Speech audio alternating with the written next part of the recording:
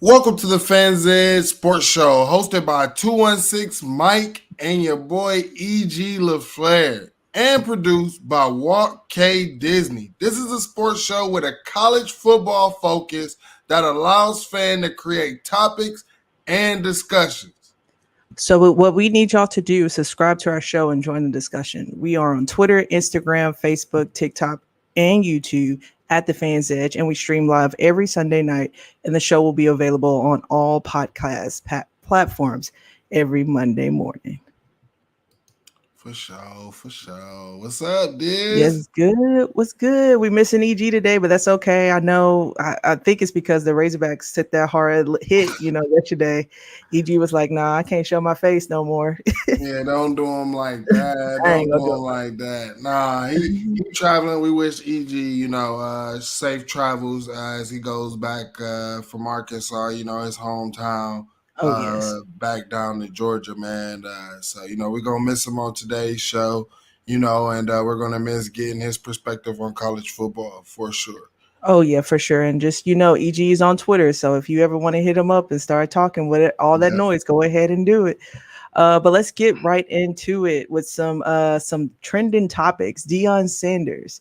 So I'm not sure if anyone caught the interaction between Deion Sanders and Eddie Robinson during this past Saturday, but it looks like when Deion Sanders and their team won over the Alabama State's Eddie Robinson, it looks like he snubbed him from a post game hug.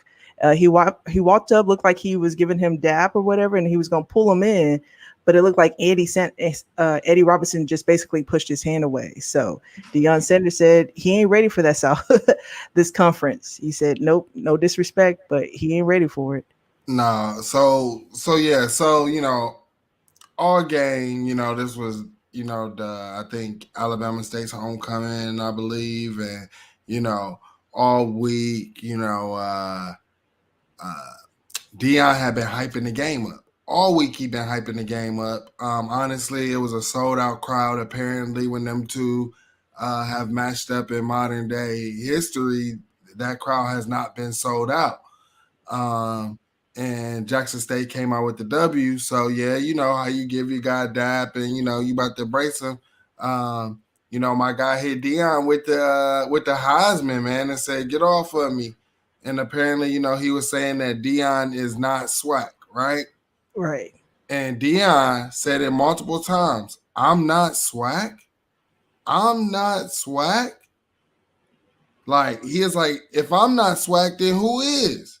And I mean, to be honest, like it to me, like Nick Saban and Jimbo, like they said their things or whatever, but they were able to have handshakes, all of that stuff, even give each other credit post game, things like that. What grown folks do, right?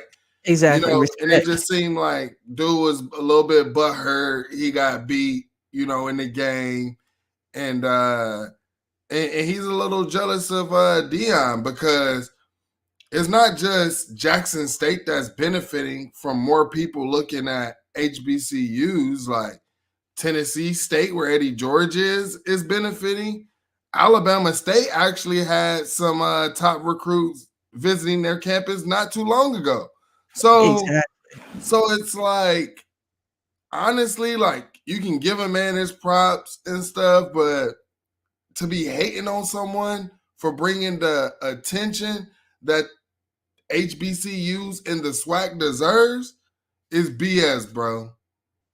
It's BS. Exactly. Deion Sanders has been doing a lot for that community as well as that league. So much respect to him as well. Speaking of coaching, we have had some coaching turmoil with coaches being fired and hired and moving around. And this early in the season, I know we talked about this a little bit earlier in the past couple episodes, but recently we had Wisconsin's coach departure. Mike, what's your thoughts on that? Man, this is crazy. I want to say it was like right after we did our show, it came out, and I'm like, dang, we didn't even get to talk about it. And so I ain't go. A lot of people have broken it down, rehashed it. I just think that it's crazy. Apparently, Wisconsin hadn't even had a whole recruiting department. I don't know if it's on Paul Chris. I don't know if it's on Wisconsin athletic directors. But you're talking about a coach who has had y'all 6-1 in bowl games, got you to the Big Ten championship multiple times. Like, this guy has been holding down the Big Ten West when other teams could not hold down the Big Ten West. And instead of saying, hey, we want to throw all of this money out here for the football program, see where it goes with this coach, because my thing is where's that money? Where has that money gone? Where that money got spent somewhere. Where did it get spent at? If you're not paying Exactly. for a recruiting department or anything, like, and then some of the stories that I'm hearing coming out about recruiting and different things like that, you never know. I will say this: Nebraska did the same thing, thinking that they fired a coach, getting Scott Frost was going to take them to that next level, and it never happened. Now, the interim coach, golly, his name is escaping me right now for some reason, but the defensive coach and coordinator has now been the interim coach, and he just led them to a very impressive win over Northwestern. So let's see how they can finish the season out. And Mike, you did mention some recruiting. Do you think this will cause some issues with some players that have already committed and early commits decommitting from those schools going to somewhere else? Because sometimes the coaches is what pushes them in that direction. So here's the thing: if you were looking at Wisconsin, what you're probably wanting to see is, can they consistently win? Can they win out? Does this team look like a different team?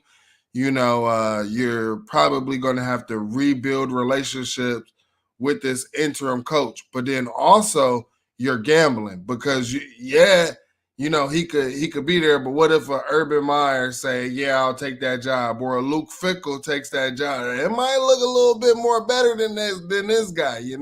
So you never know. So yes, these type of things, firing a coach can hurt, but the thing is, when they do this, and what they're hoping is that they can replace and get someone in to start working behind the scenes, or at least start saying, hey, we have this guy, we just can't announce it yet, but we have this guy who's going to be a coach. Just give us a chance, give us time. So those type of things happen this week. Oh yeah, I'm looking forward to see what's coming up, especially the next season or these new hires as they go into the continuation of the season. So moving on. What you got something to say, Mike? No. Okay. Moving on, we go into some week 6 recap. Coming up first, we have my Tennessee taking that dub in down in Baton Rouge against LSU. The score was 40-13. So Tennessee football remains undefeated after beating the LSU Tigers. Starting off with the opening, LSU fumbled the bag on the opening kickoff, and the Vols went up from there, building that 20-0 lead. They never looked back, never letting Tigers come within one score of them, and they beat LSU in Death Valley, I think, for the first time since I want to say 2005. So this is a pretty big win. And as a Tennessee fan, we always have to talk about the negatives when it comes to Tennessee. So there was just tons of penalties on this game after watching it. University of Tennessee committed 12 penalties for 107 yards. So that's crazy. And that's key, especially coming into next week's game. And they also entered the game among one of the most penalized teams who give up the most penalty yards per game in the nation. So if Alabama is looking for any leverage there, you definitely can find it. Some more negative, the pass coverage remained awful on that game. Tennessee allowed Jaden Daniels to complete 32 of 45 passes for 300 yards and a touchdown. So that's the key to taming Bama next week, even if Bryce Young doesn't play. I mean, they still have a backup quarterback. They still can't produce. And as for LSU, I mean, we know now that Brian Kelly, he claimed that he said he was out coached and outclassed. So I know we talk about Brian Kelly in the SEC, but Mike, I'm gonna let you go ahead and share your thoughts on Brian Kelly. Yeah, well, I mean, I first want to start off by saying, hey, Hendon Hooker. I seen him throwing that ball around, and he made one beautiful throw going into the end zone that was just dropped right in the basket. Wide receiver made a great catch on it as well, man. And Tennessee doesn't. People caught this. Hey, this could possibly be a trap game and all that stuff. I've been trying to tell people Brian Kelly is not that guy. He was at Notre Dame. There were some things that were able to be masked at Notre Dame where you're able to pick out your schedule and able to go and beat up on some lesser ACC teams and crap like that. You know what I'm saying? But he's not him. I think the AP poll should be embarrassed that they even had them ranked, period, in the top 25. But this just goes to show that the AP poll is nothing but clickbait anyway. But yeah, LSU doesn't have a quarterback. That's my biggest issue with Tennessee is them making guys who aren't really quarterbacks kind of look like quarterbacks. But hopefully Tennessee can get that shaped up for next week, man. Hopefully them DBs are ready. Hopefully they are dialed in. And who's to say this? Maybe the coaches for Tennessee just saw what they saw on film with LSU and was just like, we ain't really got to show much. You're definitely right with that. They could say, well, we got to improve on some other areas. Speaking of which, Tennessee's run game was dominant. The team had 263 yards on the ground. So they definitely showed that they not, if something happens where, especially next week, where Bama defense comes in and pushes Hooker out the paint or the pocket, they definitely can produce on the ground. So we'll get in a little bit more as Tennessee and the Week 7 preview as Tennessee takes on Bama in Rocky Top. I'm sorry, in Knoxville. So all my Tennessee fans, stay tuned for that. Coming up next, man, we had a blowout in Texas as Texas wins 49-0 against Oklahoma. People call this the good, the bad, and the ugly. The blowout. Honestly, I just want you to take this away because you, I believe, were there at the game and you were wearing some pretty colors that I'm sure you didn't want to be caught in. But walking into this game, I definitely attended this game. So walking into this game, I didn't know what I will walk into. You just never know. But Texas did come out and prove that Quinn Ewers is a force to be reckoned with. So this was Texas' biggest margin of victory in the series and the Longhorns' first shootout win over OU since 1965. For the Sooners, this was their biggest shutout loss in history, surpassing the 47-0 defeat against Oklahoma State. So especially being a Sooners fan, how did Plan B work out? Especially without Dylan Gabriel, who was one of my fantasy quarterbacks as well. So I was hurting this week. He was out on concussion protocol after suffering a blow to the head against TCU, which, I already have a vendetta against. So the Sooners relied on using the backup, Davisville, Beville, who went 6 for 12 for 38 yards. It was tough. It was nasty with an interception. So Oklahoma just managed only 195 yards with 11 first downs. So it's crazy. What I'm going to say about this is everybody said, hey, all Oklahoma needed was a defense. All Oklahoma needed was a defense. And they went and got Brett Venables, who I think is a fraud anyways. I have been doing research on Brett Venables since he was the defensive coordinator in Clemson, and the article had came out about him and stealing signs and different things like that. And if you're able to stop him from doing that, then he's not able to get anything off. And that's exactly what I'm seeing. Like, these are coaches who have probably went against him or probably know about the inside trace because, the coaching family, the whole coaching thing, is really a tight-knit community, and they all kind of know each other. And so, hey, I can go and I can call my buddy over here that played in the ACC. Hey, what do you know about Brett Venables' defense? Man, if he don't see your signs, you good. And I mean, I just want to say that he got exposed. A lot of people are going to say, oh, he needs his players in there. And I'm sorry. Oklahoma has been recruiting not just offensive players, but also defensive players as top 15. Those that had nothing to do with talent.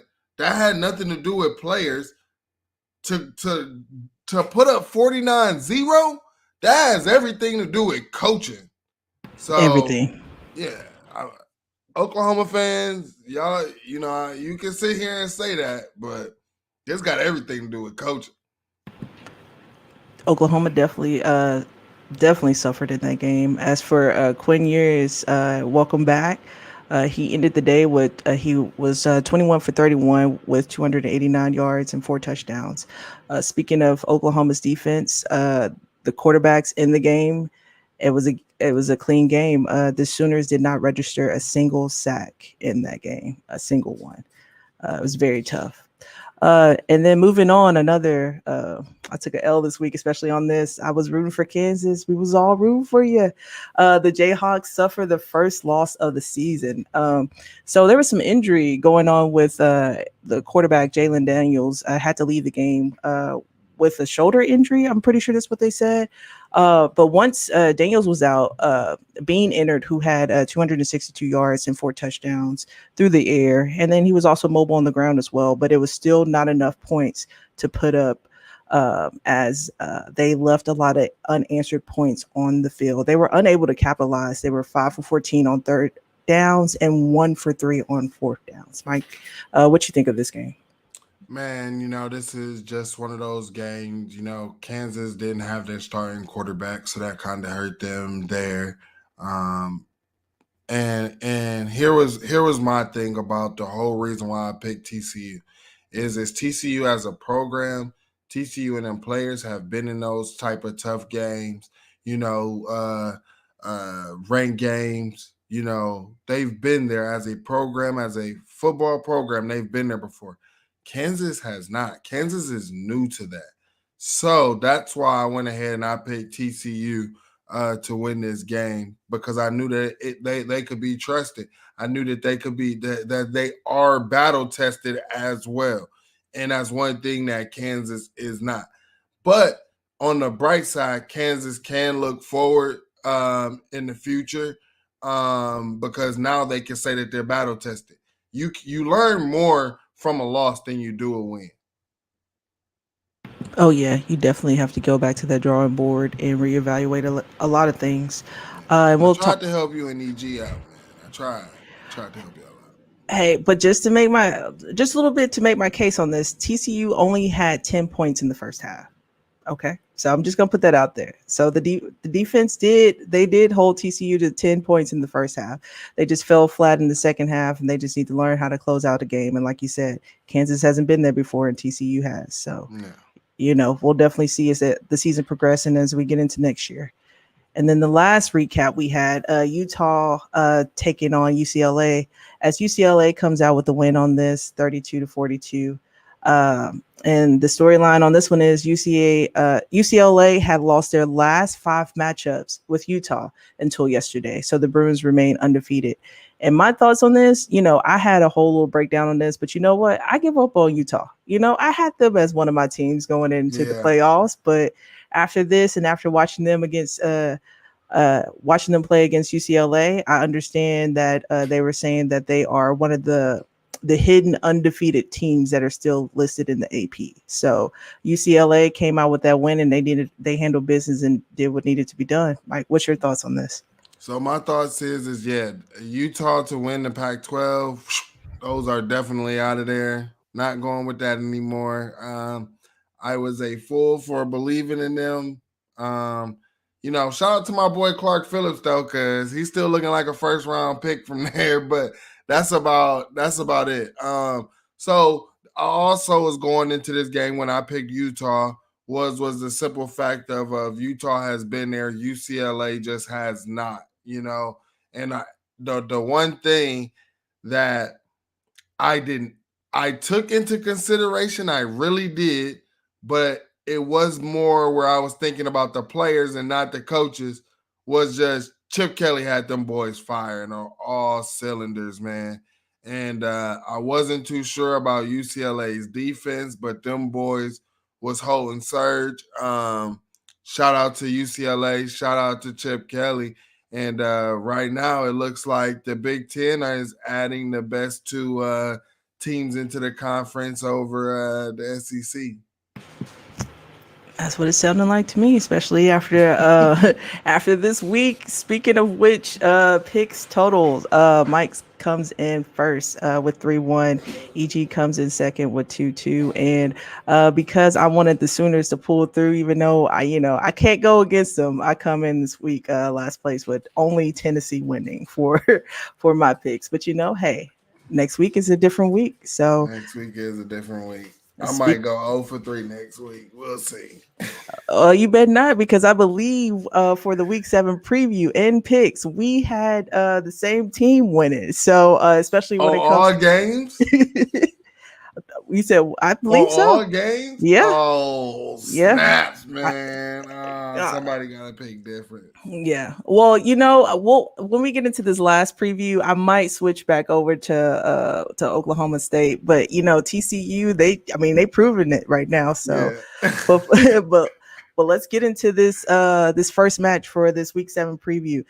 Tennessee football is welcoming the ESPN College Day for the second time in 3 weeks as Alabama travels to Knoxville for the Saturday at 2:30 kickoff on CBS. My main question coming into this game, we've seen Tennessee play this past week against LSU, so we know they can produce. But Alabama, I don't know if you guys happen to catch that game. They said sloppy is the new normal when it comes to Alabama winning. That's what people are saying on Twitter. So prove me wrong, Alabama, this week. Do we know if Bryce Young is cleared to play? As you know, he was injured during the Razorback game.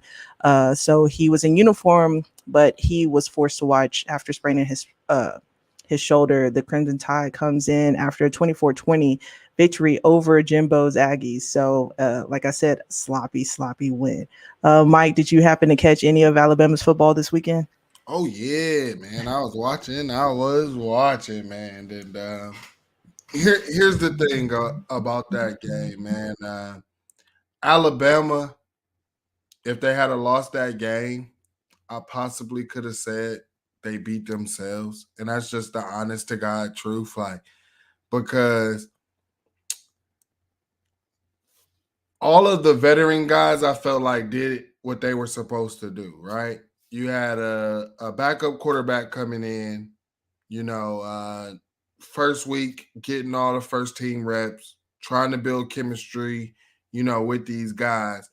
And, he comes out with a win. It was ugly, but, do you really expect, if the guy, we could play the what if all day, but it was a young quarterback who turned the ball over 3 times. I think the running back had a fumble as well.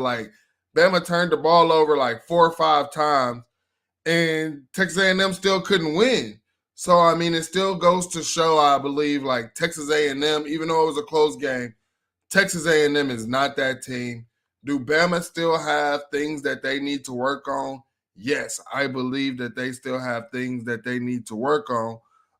But one thing that they get back in this game is Bryce. And what they were able to, a lot of people, even the AP poll, want to drop them down to 3. And it's to me, I take it as you have to give respect to a team who just won with their backup quarterback. You know what I'm saying? So, that's how I look at it. Now, the Tennessee, Hendon Hooker is him. That's a linebacker size quarterback. That man gonna fall forward every time. And I want to see if these weaknesses for Bama can get exposed. The biggest weakness that Tennessee has is allowing quarterbacks that are not those type of quarterbacks to look like that type of quarterback. And so I wonder if that's just reality with Tennessee, or is it, hey, we didn't have to show certain things against these crappy teams. Exactly. That's what I want to know. Which one? But in this, I'm going to go ahead, take Tennessee. They got all the momentum. Yes, I know I with the other ones I said that they haven't been here before. But if Tennessee was going to have a trip up, they would have already had a trip up, and it don't look like they're doing it. It just looks like the momentum for them just continues to keep ramping up and keep ramping up. So I'm going to pick Tennessee with the upset in this week. Agreed. I definitely see Tennessee picking up the momentum going into and finishing out the rest of the season. So I hope Man, they it's at pull home, man. Y'all going to be throwing mustard bottles and all that stuff. You a. know what I'm Ooh, saying? it's gonna be crazy. Y'all thought the Florida game was crazy. Just wait till this week. Just Yeah. wait. They gonna shut the whole city down. All right. Moving on, we got some Big Ten matchup. We got number 10 Penn State taking on number 4 Michigan. I'll go ahead and say it for you, Mike. That team up north. Saturday at 11 a.m. Kickoff will be on Fox.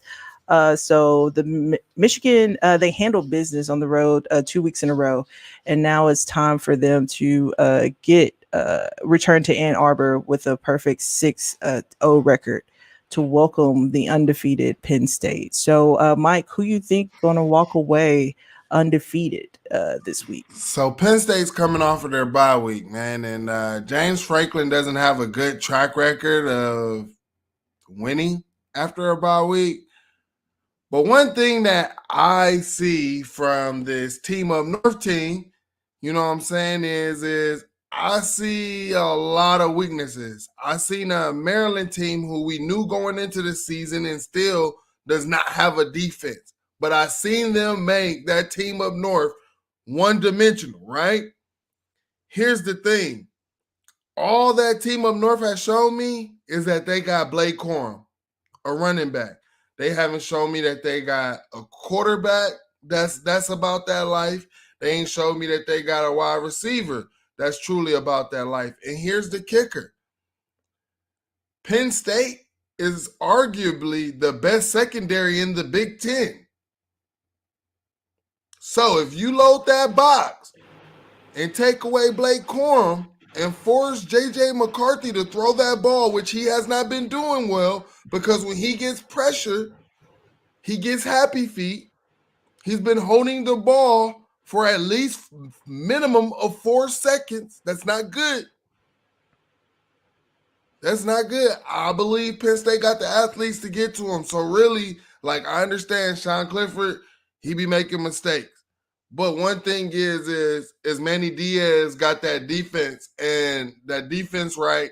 And I think that he'll be able to dial up a defense to call against that team up north, man. To be able to get the ball in Sean Clifford's hands a little bit more than what he was able to before. So give me Penn State in this game, and I really like Penn State in this, especially what Penn State showed me that they're able to do in the trenches as well.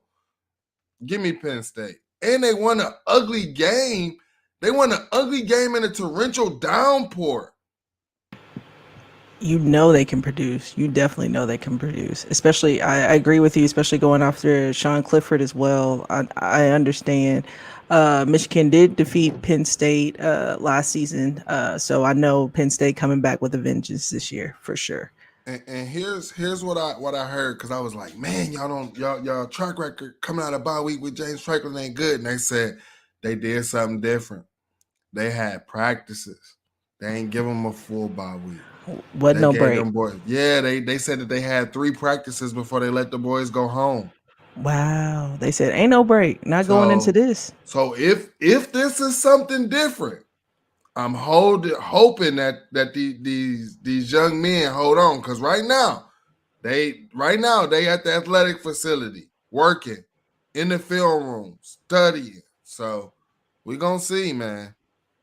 Hey, and shout out to the coaches too for noticing this trend and trying something different, especially this year because Penn State they really are a force to be reckoned with. And then the last game we got Oklahoma State taking on TCU. We did talk a little bit about TCU earlier today in the episode. So if you did miss that recap, make sure you go back and check it. Well, we'll be on all streaming platforms tomorrow morning. But TCU is coming off on a win. Oklahoma State is also defeated. I'm sorry, undefeated as well. I did go for TCU in this game. I am a huge State fan, but I'm just not sure going into this. I think I might have to, after watching TCU play this past weekend, I might have to go with them. Mike, what's your thoughts? Honestly, um, TCU, we I do want to put this on record. TCU is 13 and Oklahoma State is 8. That's a typo on my part. My bad for that, everybody. But I will say this. Um you pick either team, I don't think that you're picking wrong at all. I really do not. I don't believe that you would be picking wrong if you picked any of those teams. Um, but I'm gonna go ahead and I'm gonna rock with TCU. I like what they're doing in the passing game, and they also I want to say that they allow TCU probably allows more rushing yards, but they allow less passing yards or whatever than what than Oklahoma State does. And just the way college football is, you have to get it done with the quarterback. Max Duggan, the way he was able to use his legs and get out, and they have a receiver that I just believe is him. So, I mean, get the playmakers I'm gonna choose at TCU over Oklahoma State. So it's gonna be the skill guys at TCU that is gonna push me over Oklahoma State. The only reason why I would could possibly change my guess back to Oklahoma State is Spencer Sanders. I mean, he's been producing this season. He's been solid through the air, throwing. I think the last time throwing for 297 yards and a touchdown, and then again on the ground. But I think I'm gonna have to agree with you, Mike, on this one, and just have to go with TCU. But like you said, you can't really go wrong with Yeah. any of these options. Nope. Neither one.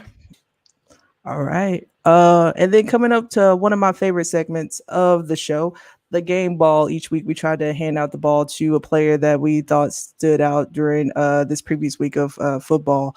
And since I happened to end up at the Oklahoma Texas game, I'm gonna have to go ahead and give it to Quinn Ewers. I know my Sooner fans out there hate me right now, but I mean, it's nice to see him back on the field, you know, after that injury against Alabama. And I feel like if he didn't get injured in the Alabama game, they could have took the L. I mean, just saying. I mean, he just looked solid. It was like butter. I mean, it just looked. He was just natural out there. And I really wasn't on the Quinn Ewers hype train, but after watching him play and seeing him out there on the field, I definitely think going into this, finishing out the season if he stays healthy, and going into next season, Texas could be one of the top 5 seeds. So, what about you, Yeah. Mike? My game ball had to go. I picked Utah. I was watching that Utah UCLA game. I was watching it tough, man. And one thing that I can say is UCLA's running back Zach Charbonnet is that dude. He ran for 198 yards, almost 200 yards, almost had um, 10 yards per average a carry, one touchdown, and he broke a nice little run that was almost 50 yards too, man. And I just like what Chip Kelly is doing with the guy. I like how he's getting how honestly, man, what people don't realize is UCLA lost their offensive play caller and their offensive line coach and Justin Fry. He is right now at Ohio State being the offensive line coach. And it doesn't look like they had a drop off at offensive line at all. Because where that game was honestly won was in the trenches if you actually watch it. And I just believe that's why Zach was able to go off, man. And it's always good to see a running back of his caliber just being able to go out there and show his talents, man. Because I think he also had battled with some injuries at one point, but it's always good to see them battle through that. Oh yeah, and I noticed another thing this past week. We've seen a lot of high scoring games. Is that becoming the new norm as well? So this is the thing, right? When you're a Bama, an Ohio State, a USC, when you're one of those premier programs and you can go into the transfer portal and get a guy from Oregon State, the best player from Oregon State, or let honestly, Georgia Tech, not a really good pro football program, right? But what did Bama go do?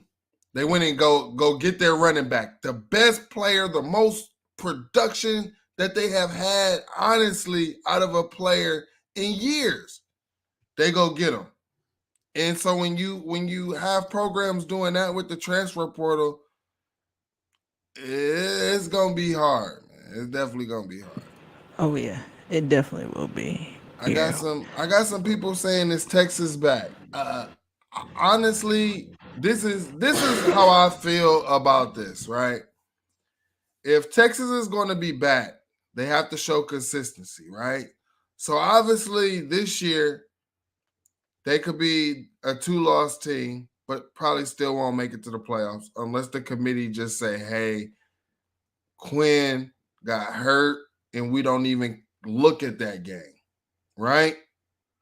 If that's what the committee wants to say, but no 2-loss team has ever been to playoffs. So when we say Texas is back, I'm assuming we're talking about Texas competing for national championships, right? So what we would need to see is Texas get to the playoffs, not 1 year, but 2 years in a row before we can sit there and say Texas is back. Hey, somebody asked if Clemson's back. Is Clemson back? Yeah. Someone said, where did Clemson end up, or where did they disappear to? That I was on mean, but Twitter. did they really disappear though? Because 2020 they were in the college football playoffs. 2021 they missed it, but I believe they still had a double-digit win season. Yep.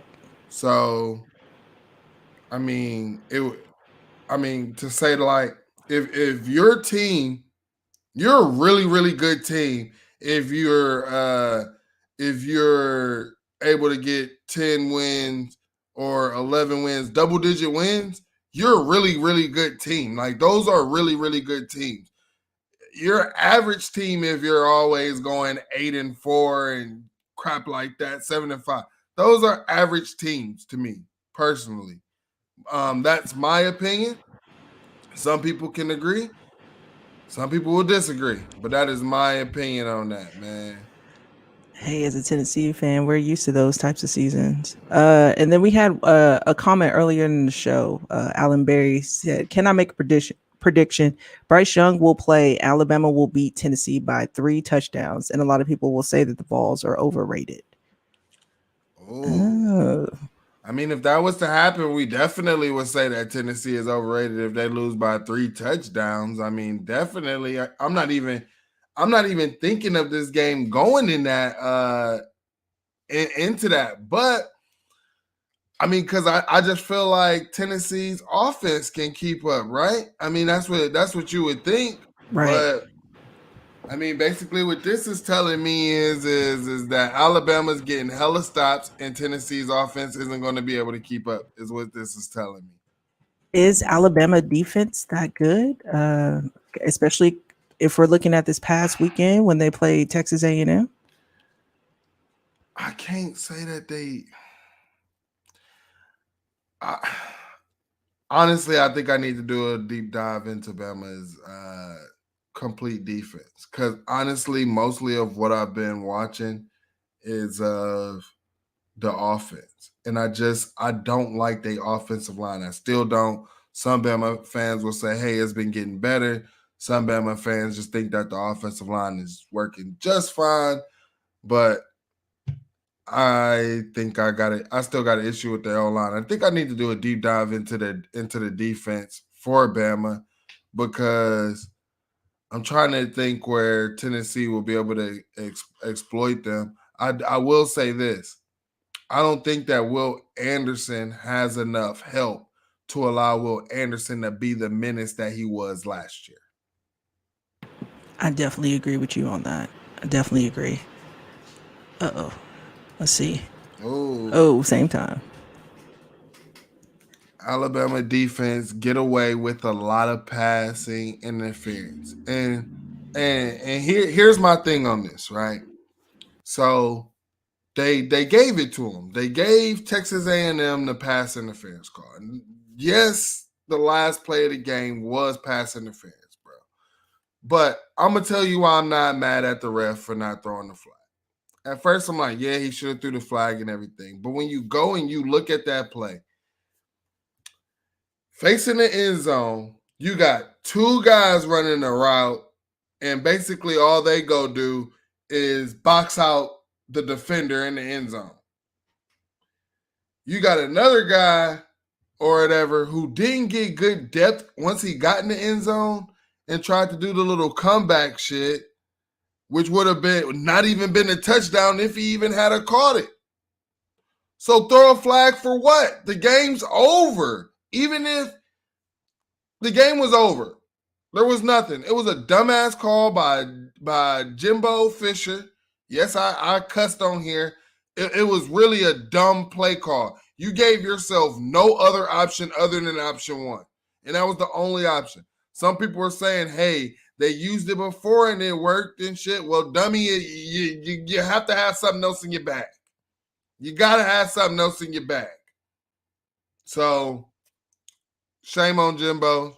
He's not worth the hundred mil that he's getting paid. He's not worth all of them chains that his son got blinging around his neck. And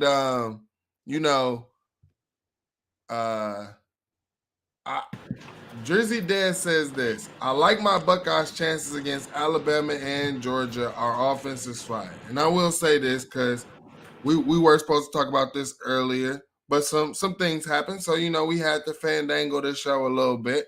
But the AP poll has Georgia at number 1, has Ohio State at 2, and Bama at 3. I don't understand how these teams are flip-flopping 1 and 3, and 2 is just there.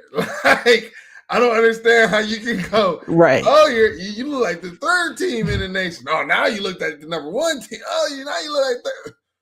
Whoa, what about this number 2 team? What about Ohio State? Like, they don't get to go up 1 or none of that because I thought it was, even if it is an inferior opponent, how do you win that game? Do you win it soundly or were you in a battle, right? So, because I watched Georgia, this number 1 team, struggle with an inferior team in Kent State. That's not even Power 5. I watched them struggle with an inferior opponent in Mizzou. Exactly. The whole game, they only had 2 touchdowns. The whole game was field goals. Mizzou. But they're number 1. After watching that game, I was like, wait, is Missouri that good? Or, it's like, wait, what am I watching here? What's going on? And this is why you guys hear me rag on the AP poll and call the AP poll nothing but clickbait. Nothing but clickbait. These guys do not watch all of these teams. And the only reason I get frustrated with it is because of perception.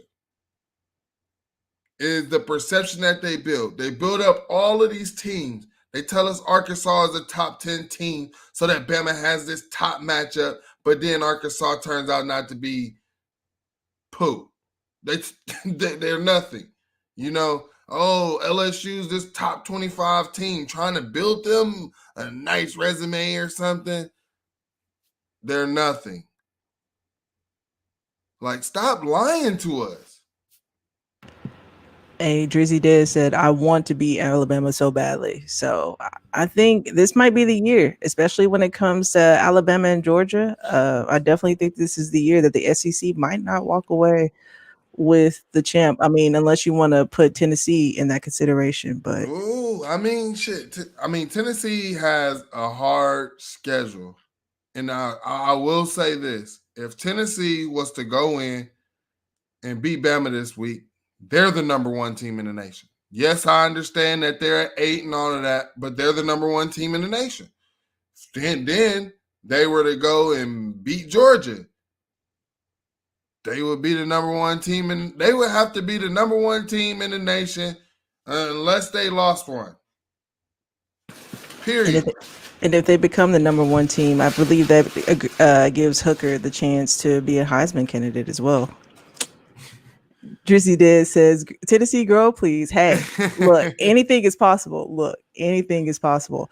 Also, if you didn't know, EG is actually on his way back to Georgia right now. He did come and visit some family this weekend in Arkansas. So we're just wishing him Safe travels. safe travels. But don't worry, next week he will definitely stand in the paint and for Arkansas as well as Georgia. So we will definitely see we will definitely see EG next week.